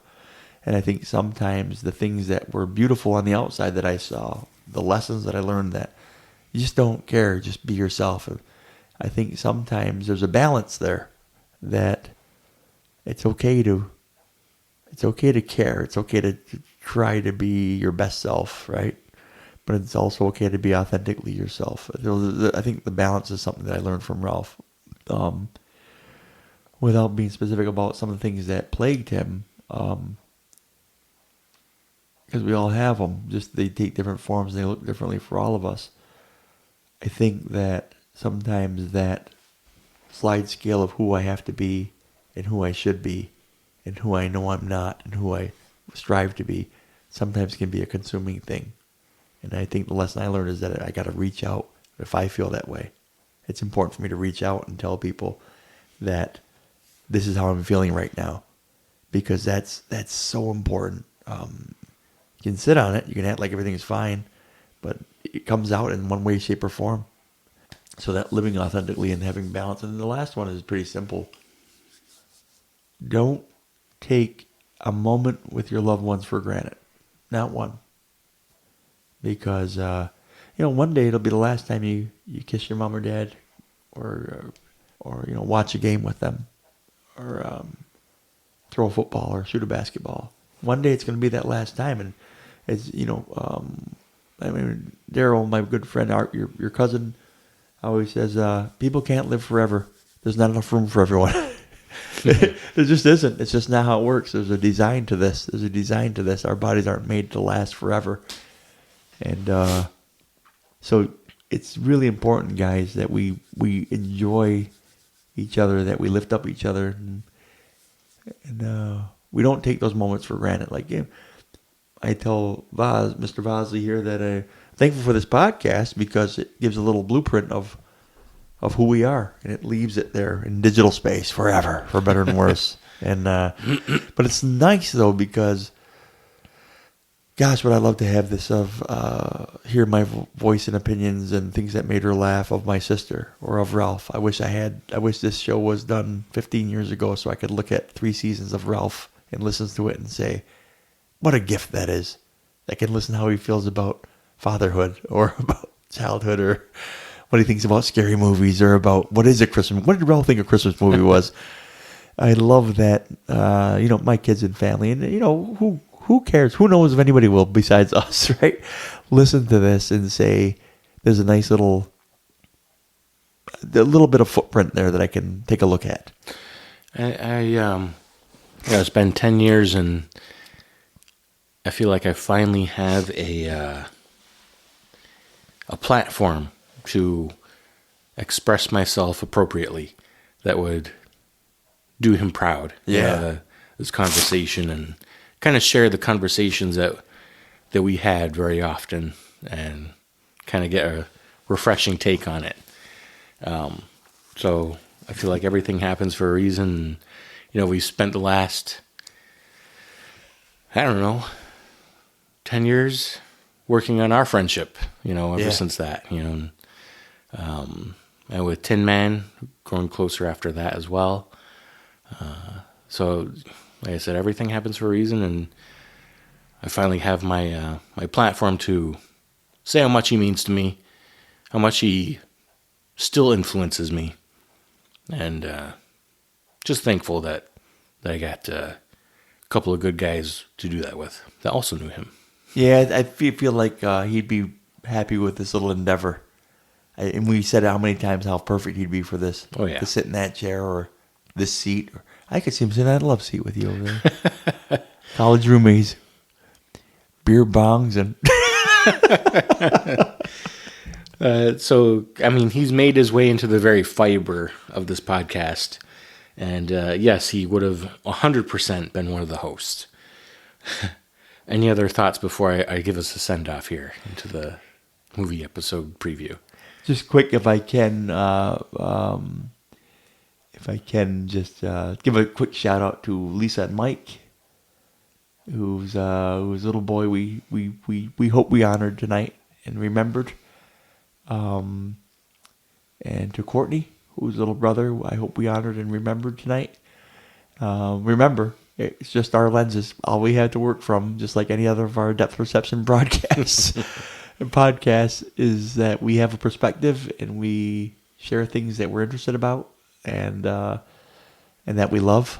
The movie's one of them, and tonight we honor Ralph, and all we had is our own lenses, and we hope we did some justice. So for family members who might give this a listen, and for friends and those that knew him best and loved him, we certainly don't try to pretend to be everything to everyone ever on this podcast. Gosh, I think that's one thing we made abundantly clear. But if we could get everybody to remember this guy, and those that didn't meet him, hopefully you get a smile, and hopefully you can kind of take the lessons we learned and add them to your repertoire. I think that's good. Yeah, that's my final thoughts.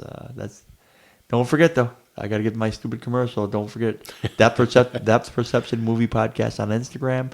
And coming soon to alleys near you, man, the Depth Perception Movie Podcast bowling team. Equipped with new shirts and can-do attitude. Look forward to hearing how well you guys do in the sharp new outfits. Well, K-Mex, at the end of season 2, you said, trust me, it's going to get spooky. Well, I guess I must have trusted you. Oh, I meant it. I must have trusted you when we switched around our seasons here. The movie we'll be discussing is The Ritual from 2017. You can find this movie on Netflix, and yes, it's spooky. Well, that does it for season 1 of episode 3. Nova, I hope we did you proud with this tribute. And to any family and friends who knew him, I hope this gives you more peace and sheds light on all the deeply positive influences he had on those around him. The rest is silence.